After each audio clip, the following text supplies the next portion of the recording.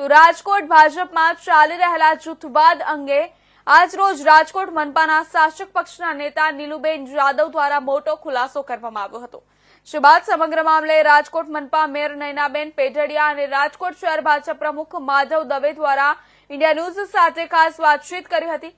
આ તકે રાજકોટ મનપાના મેયર નયનાબેન પેઢડિયા દ્વારા જણાવવામાં આવ્યું હતું કે હું આમ ક્યાંક પડવા નથી માંગતી। શાસક પક્ષના નેતા નીલુબેન જાદવ મારી પાસે એક વખત પણ આવ્યા નથી કે રજૂઆત પણ કરી નથી અને આવા મુદ્દાઓ પ્રેસ અને મીડિયા ચગાવે છે। જ્યારે સમગ્ર મામલે રાજકોટ શહેર ભાજપ પ્રમુખ માધવ દવે દ્વારા ઇન્ડિયા ન્યૂઝ સાથે વાત કરતા જણાવ્યું હતું કે નીલુબેન જાદવે અમારા જ નેતા છે, એમની સાથે કોઈ પક્ષપાત કર્યો નથી। સાથે અમારી ભાજપ પાર્ટી એ શિસ્તબદ્ધ પાર્ટી છે અને જૂથવાદ અમારી પાર્ટીમાં ક્યાંક નથી।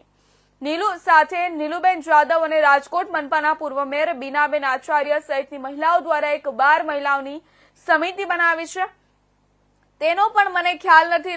રહી વાત અમિતભાઈ શાહને મળવાની, તો તે બાબતે પણ હું સ્પષ્ટ કરી દઉં કે આવી કોઈ સમિતિ જ બની નથી અને કેન્દ્રીય ગૃહમંત્રી અમિત શાહ આવનારી 22 તારીખે રાજકોટ આવવાના છે, ત્યારે તેને મળવા માટે પણ મારી પાસે કોઈ વાત લઈને આવ્યું નથી। ત્યારે મહત્વની બાબત એ છે કે એક બાજુ રાજકોટ ભાજપમાં જૂથમાં ભડકો ઉઠીને સામે આવે છે, ત્યારે રાજકોટ શહેર ભાજપ પ્રમુખ માધવ દવે અને મેયર નયનાબેન પેઢડિયા કોણીએ ગોળ ચોંટાડવા જેવો જવાબ આપી મામલો રફે દફે કરવાની કવાયતો કરી રહ્યા છે। ત્યારે શું આવનારી 22 તારીખે કેન્દ્રીય મંત્રી અમિત શાહ પાસે શાસક પક્ષના નેતા નીલુબેન જાદવ કેવા ખુલાસો કરે છે અને રાજકોટના કયા મોટા નેતાઓના નામ બહાર આવે છે તે હવે જોવું રહ્યું। નિવેદન આપ્યું છે કે મારી સાથે રહેવાના લોકો જ મારા વિરુદ્ધ ષડયંત્ર કરે છે, તો શું કહેશો આ સમગ્ર બાબતે? લીલુબેનનું જે પ્રકરણ છે, પેલા એ કે ડ્રાઈવરની ફાળવણી બાબતમાં મેયર વિભાગની અંદર ડ્રાઈવરની ફાળવણી થતી નથી અને ડ્રાઈવરની ફાળવણી છે ફાયર વિભાગને વહીવટી તંત્ર દ્વારા થતી હોય છે। એટલે ડ્રાઈવર બાબતમાં જે કાંઈ ઇસ્યુ છે મારી સામે પણ આવ્યા છે, પણ ડ્રાઈવર કોની ગાડીમાં કોને બેસાડવા એ ફાયર વિભાગ નક્કી કરતું હોય છે। એટલે સ્પષ્ટપણે કહું છું કે ડ્રાઈવરની ફાળવણી બાબતે જે પણ ઇસ્યુ થયા છે તો મારા વિભાગની અંદર એ આવતું નથી।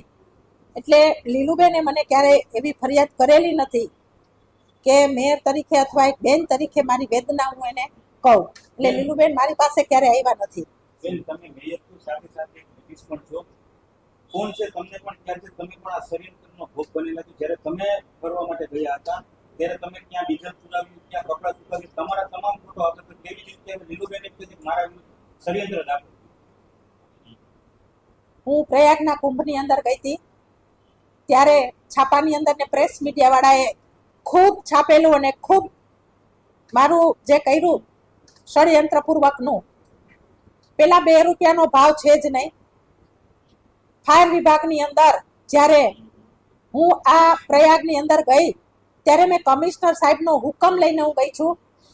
જ્યારે બહાર જવાનું થતું હોય ત્યારે આ હુકમનું નિવેદન, એની કોપી પણ મારી સાથે હતી।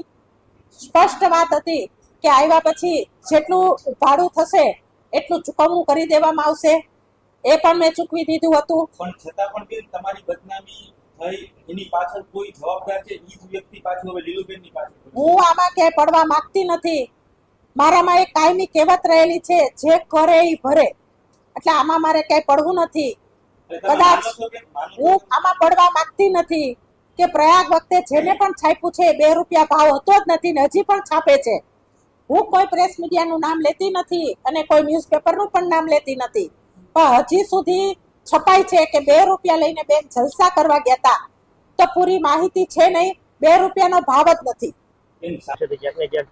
પોતાની મનમાની કરી રહ્યા છે, ક્યારેય કોઈનું શોષણની વાત જ આવે નહીં અને કોઈ મનમાની પાર્ટીમાં, પાર્ટી એક શિસ્તબદ્ધ પાર્ટી છે અને અમે તમામ વસ્તુ માર્ગદર્શન અને અમારી જે ગાઈડલાઈન પ્રમાણે જ અમે કરીએ છીએ, એની બહાર અમે ભારતીય જનતા પાર્ટીનું રાજકોટની કોઈ પણ ગામ લ્યો, અમે ક્યારેય ગાઈડલાઈન બહાર નથી જતા। માધવભાઈ, શિસ્તબદ્ધ પાર્ટી છે માનીએ ચાલો, પણ તો આ શાસક પક્ષના નેતા છે નીલુબેન જાદવ છે, પીઢ નેતા છે, તો તેમને એક રડીને એક નિવેદન આપવું પડ્યું અને એમ કહેવામાં આવ્યું કે હું આનો સમય આવે ખુલાસો પણ આપીશ।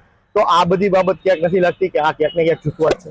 1% જૂથવાદ નથી। લીલુબેન એમના પર્સનલ ભાવુક કઈ રીતે થઈ ગયા હશે એનો જવાબ એ જ આપી શકે અને હું પણ એમની સાથે ચર્ચા આ બાબતની કરવાનો છું। ગૃહમંત્રી આજ અમિત શાહને મળવાના છે 22 તારીખે, તમને કઈ વાત થઈ શકે? મારી સાથે આ બાબતની એક પણ વાત નથી થઈ, એમ હું ક્લિયર કહું છું।